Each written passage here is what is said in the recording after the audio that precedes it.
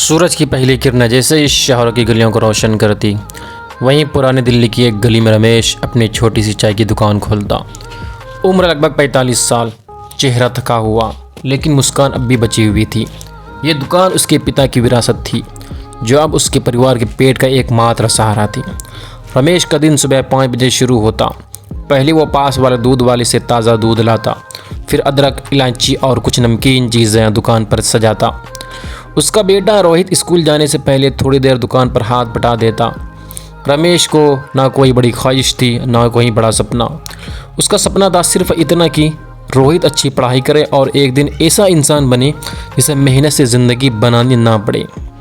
एक दिन की बात है, सुबह सुबह दुकान पर भीड़ कुछ ज़्यादा ही थी। पास के दफ्तरों के कर्मचारी, रिक्शे वाले, मजदूर सब उसकी चाय पीने आते थे। उसी भीड़ में एक लड़का आया, साफ़ सुथरे कपड़े पहने, हाथ में फाइल, आंखों में घबराहट। एक चाय देना भैया, उसने धीरे से कहा। रमेश ने मुस्कुराते हुए चाय थमाई।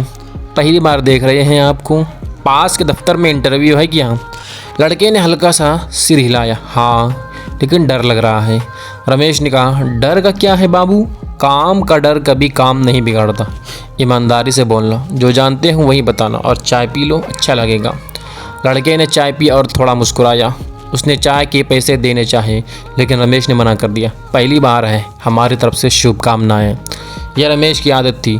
हर दिन कोई ना कोई नया चेहरा आता और वो सभी को अपनापन देने की कोशिश करता।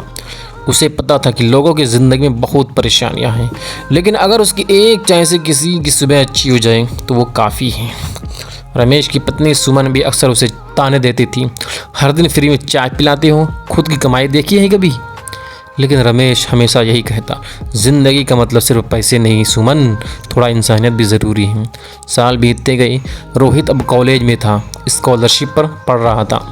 रमेश को उस पर गर्व था, लेकिन उसकी कमाई अब भी सीमित थी।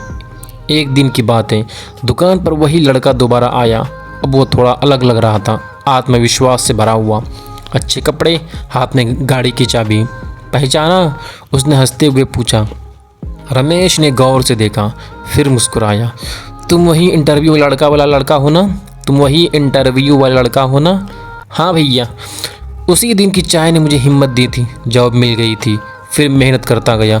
अब अपनी खुद की छोटी सी कंपनी है। रमेश की आंखों में एक अलग चमक आ गई। लड़के ने जेब से एक लिफाफा निकाला और रमेश की तरफ बढ़ाया। भैया, ये कुछ नहीं है, बस धन्यवाद कहना था। रमेश ने लिफाफा नहीं लिया। तुम्हारी मुस्कान ही काफ़ी है मेरे लिए। लड़का थोड़ी देर चुप रहा, फिर बोला, तो एक और चाय पिला दीजिए, लेकिन इस बार पैसे दूंगा ज़रूर।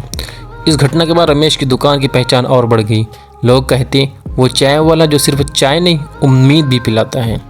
एक दिन नगर निगम से नोटिस आया, गली साफ़ की जा रही है, अवैध दुकानों को हटाया जाएगा। रमेश परेशान हो गया।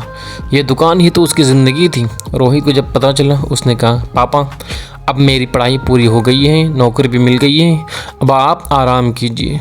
रमेश ने कहा, बेटा मुझे आराम नहीं चाहिए, मुझे मेरी दुकान चाहिए। तभी उसी लड़के ने, जो अब एक सफल व्यवसायी था, नगर निगम से बात की और पास के मार्केट में रमेश के लिए एक नई दुकान दिलवाई। पक्की, लीगल, सब कुछ ठीक। रमेश की आंखों में आंसू थे, लेकिन उसने किसी को नहीं दिखाई।